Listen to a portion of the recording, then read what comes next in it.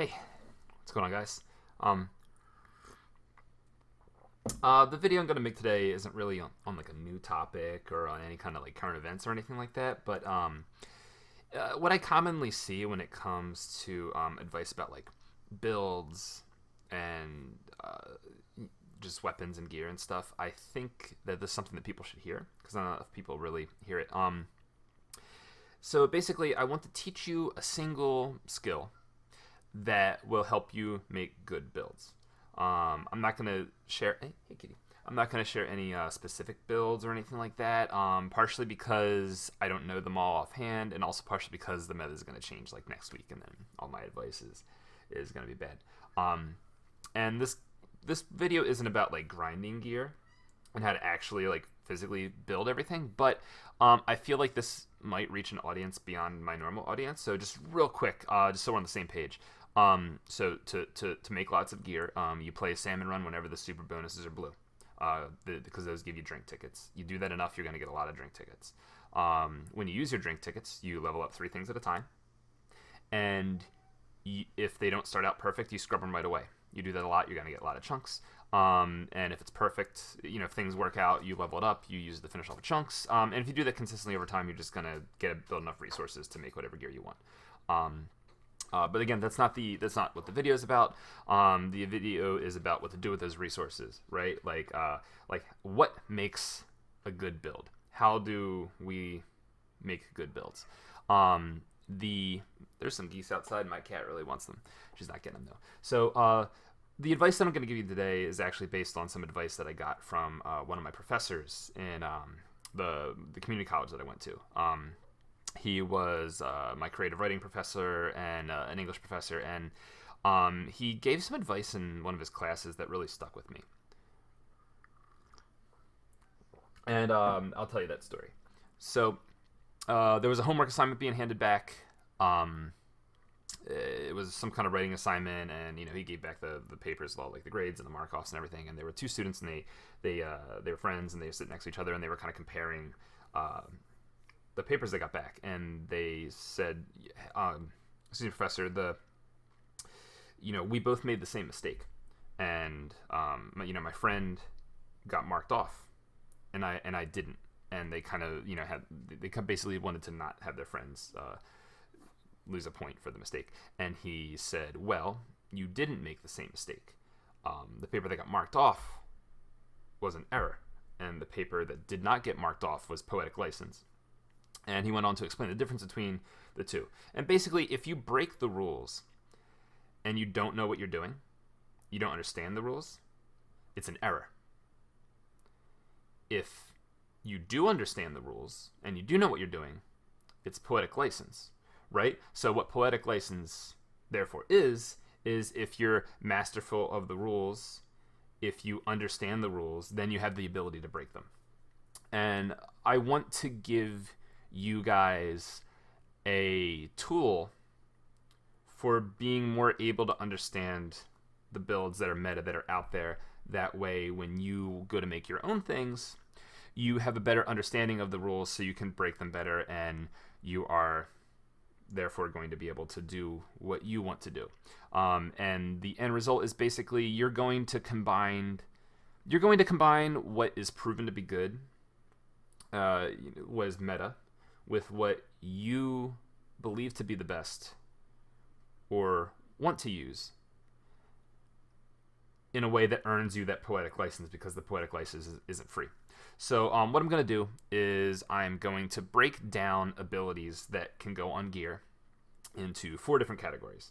And hopefully you'll be able to walk away being able to go into like a competitive player's Twitch chat or some big Discord or something, and you ask like, hey, what do I run on this? And instead of just getting an answer and kind of not knowing what to do with it, not really being able to change it, not really understanding it, hopefully this will, being able to break gear down into these 4 abilities on gear into these 4 categories will help you understand the answers that you're getting, be able to help you ask better questions. That way, once you have your answer, you can do something with it that speaks to you. So here we go. So the first 2 categories are kind of similar. It's gear dependent abilities and stacked abilities. Gear dependence pretty simple and pretty easy. There are certain weapons in the game that just require certain abilities to function. You don't really get a lot of wiggle room. You don't really get a lot of creativity, sadly. It's just kind of the way it is. Some examples will be mini splatling. You need run speed, right? Splattershot Pro, you need main power, and it kind of goes on and on. And while it's not like absolute that you always have to do these kinds of things, for the most part, that weapon does need that kind of thing to function, and it's there. So just understand that it's like, oh, this weapon needs this. It has to be there.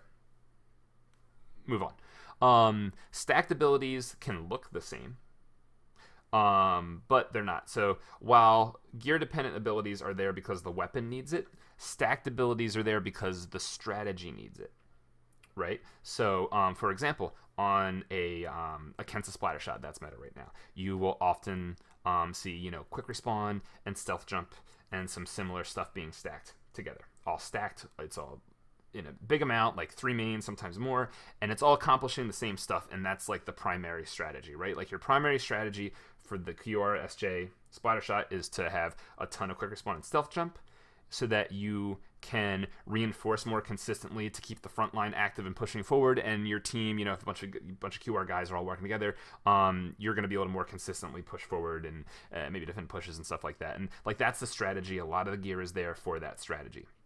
And that's kind of the difference between the gear-dependent abilities and the stacked abilities, right? Then the next two... and some more examples. So, you have the QRSJ example for Splattershot.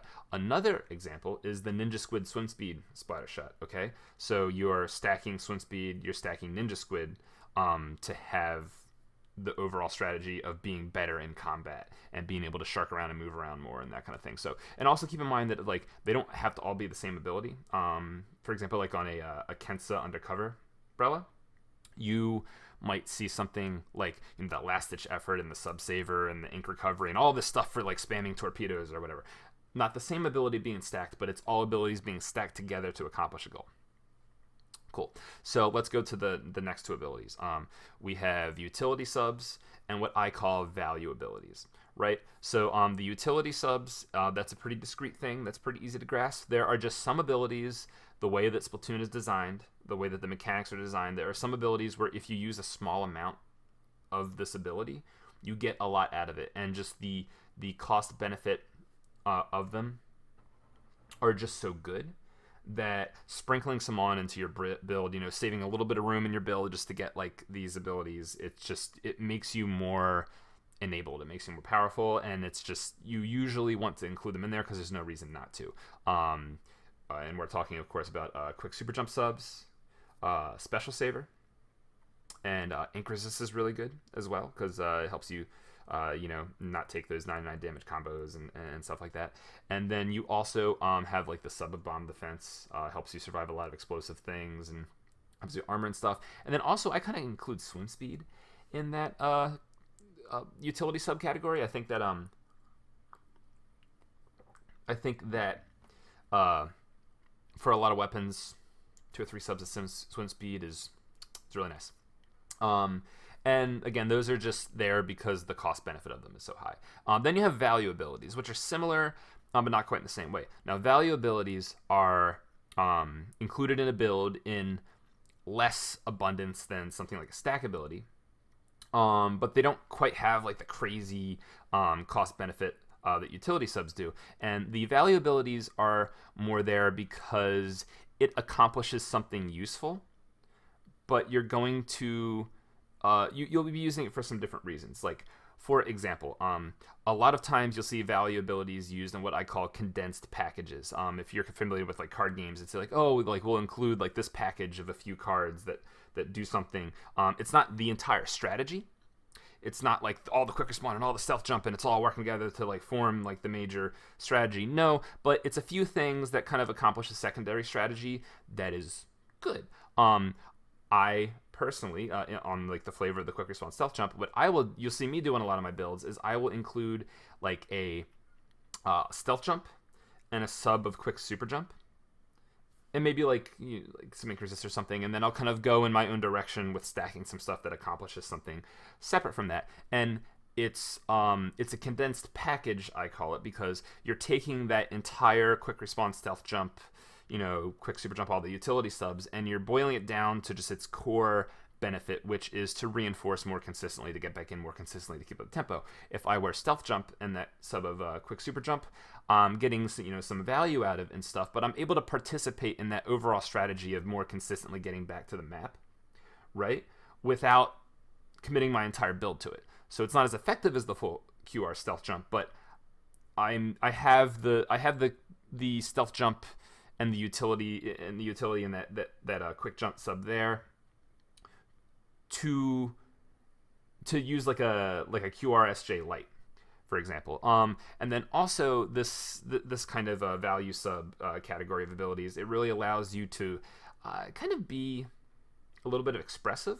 Now, I don't want to say like just take a build and just add your value abilities to it. No, you do want to like understand the meta build, but how do I put it? Like, if you like comeback, or you I don't know, maybe you like use an extra special saver or something like that.